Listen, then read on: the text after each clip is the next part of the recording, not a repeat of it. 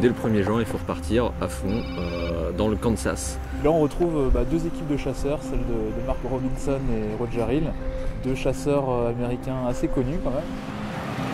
Alors le point sur la situation du jour, les gars? Au niveau modèle, c'est l'anarchie. Après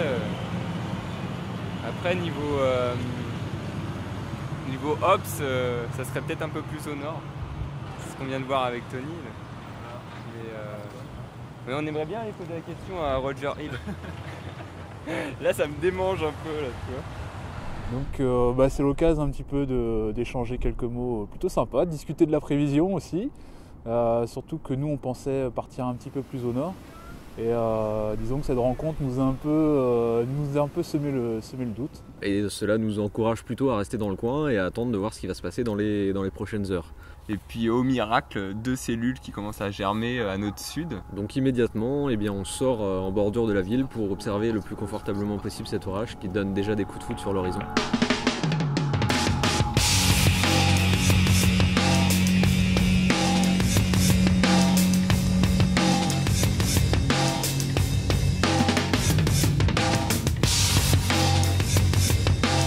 Il y a beaucoup de pluie, alors sans doute pas que de la pluie d'ailleurs, vu la force de l'orage, il doit y avoir aussi un bon rideau de grêle. Vu qu'on veut quand même préserver la voiture, on s'est dit qu'un petit retour en ville serait quand même des plus minutieux. On a le temps d'arriver avant la grêle. Ouais, c'est largement. Trouve un truc pour s'abriter. Ah, parce que vous voulez vous abriter? Ça, c'est un chasseur des années 60.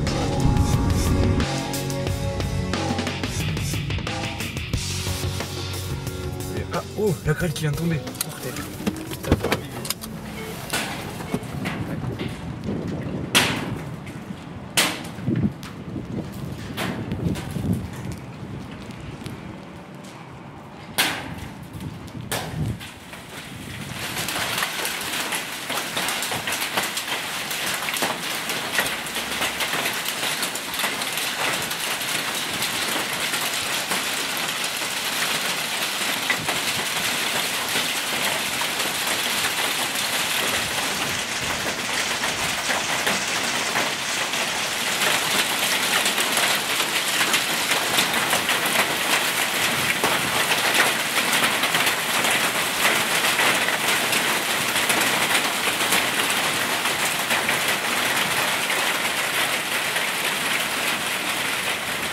Bon alors, est-ce que Norton a été une bonne protection au final? Enfin, une très bonne protection contre la grêle aussi. Allez. C'est le moment de faire un choix rapide puisque l'orage, bien qu'il ait un flux tranquille, il suit son chemin, donc on décide de la suivre. Donc on se dirige vers le nord, là où les indices sont plutôt bons. C'est juste le métaux là.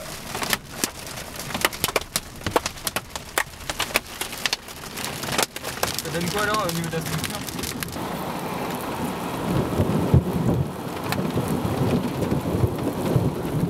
Malheureusement, il a du mal à se structurer, c'est-à-dire qu'on a quand même à l'arrière un début de nuage mûr, mais qui ne veut pas donner vraiment quelque chose d'intéressant pour l'instant. Parce que là, c'est clairement mal défini. C'est le long de la flotte.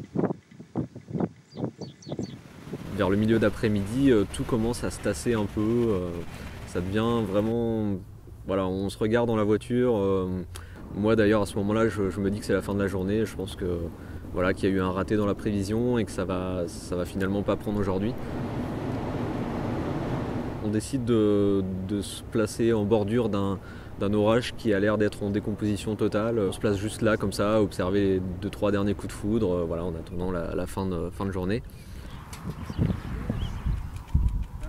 Putain, cette base, t'as vu la base un peu? Ah ouais, elle est sympa là. Mais bon, ça s'active pas pour autant, quoi.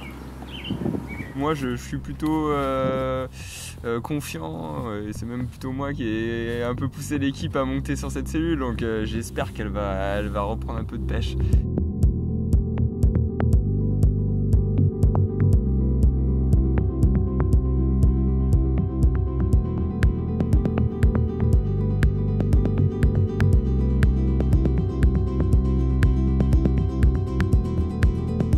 Cet orage qu'on observait depuis déjà plusieurs minutes commence à reformer une nouvelle base. De très beaux coups de foudre positifs qui se produisent en dessous. C'est peut-être pas trop mal placé, j'avoue. Oh, tu l'as eu, je crois. Il est où, Rogerville? Là, elle est immense, cette On a trouvé une route qui tangente cet orage et donc on peut le suivre pendant à peu près 1 heure accompagné d'autres chasseurs d'orage qui ont convergé finalement sur cette cellule en voyant eux aussi que ça allait peut-être être la cellule du soir. Seulement, bon, bah, ça aurait été sympa, mais sans plus en fait. Le soleil couchant arrivant, il y aura moins de dynamique. On n'aura encore une fois pas de tornade. Il manquait donc vraiment décidément quelque chose aujourd'hui pour que ce soit parfaitement organisé. Il faut essayer de trouver un point de vue quelque part. Et au final, on aura le droit à une très belle ambiance comme on a souvent le droit le soir en fin de journée orageuse avec des coups de foudre, des structures orangées au soleil couchant. Et ça, c'est toujours très sympa.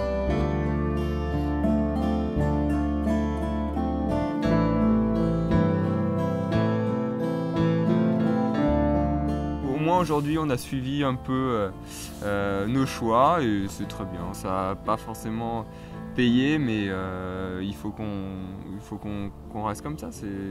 Ça fonctionnera à un moment donné.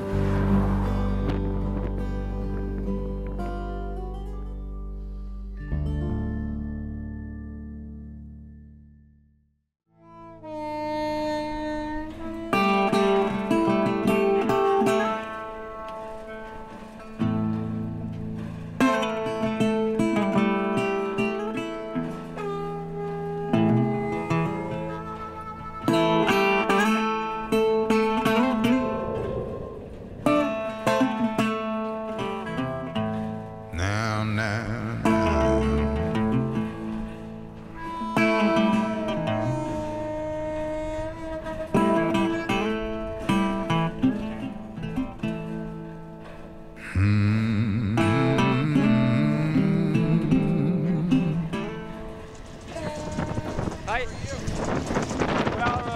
We are storm chaser. We just look at the storm and go back after. Okay. Where are you from? We are from France. Wow. Yeah. So you're a long ways from home to look for a storm. Yes, but it's our hobbies. Okay. Yeah. Very good. Okay, see you guys. Et ce qui est génial, c'est qu'à chaque fois, quand on leur dit qu'on est français, ils sont vraiment très enthousiasmés par notre présence. Donc c'est vraiment toujours un échange très enrichissant et très sympathique.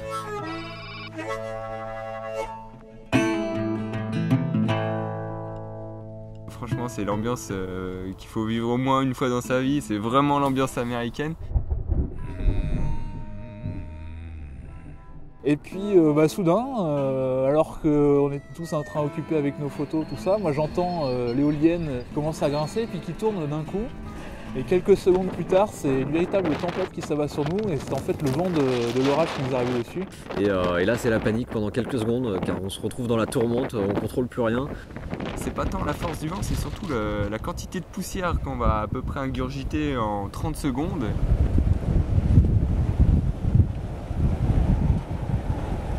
C'était vraiment très très surprenant, on s'est fait prendre par cette rafale sans même qu'elle nous ait prévenus.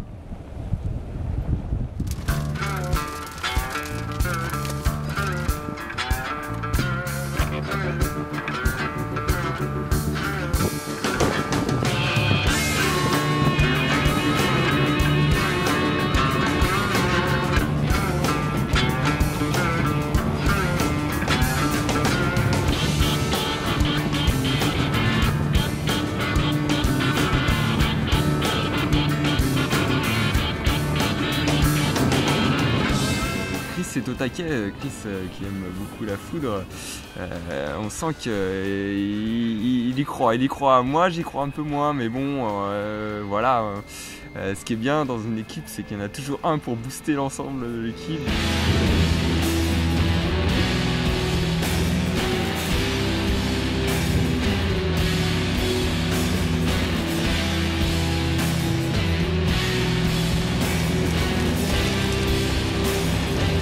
replace, on essaye de prendre un peu d'avance sur ces rideaux de poussière qui sont levés par en fait, les précipitations des orages. Donc on se met un peu en avant, 2-3 km en avant. Nous voilà sous une très belle cellule qui donne de très beaux coups de foudre. Donc une cellule à base quand même assez élevée, des coups de foudre très longs, très ramifiés.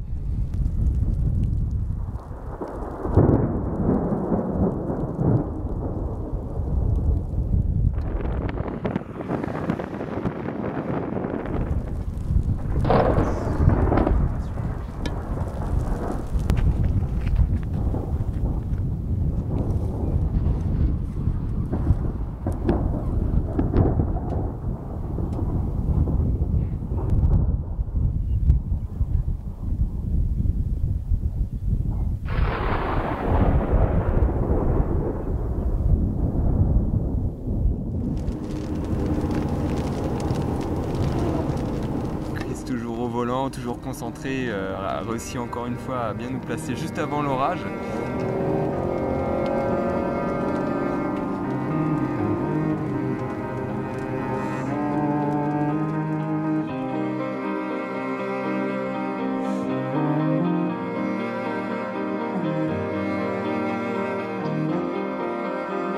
La poussière a quand même un intérêt assez particulier, c'est-à-dire qu'en volant au ras du sol, elle permet de filtrer les rayons du soleil et de donner des couleurs encore plus dingues que d'habitude.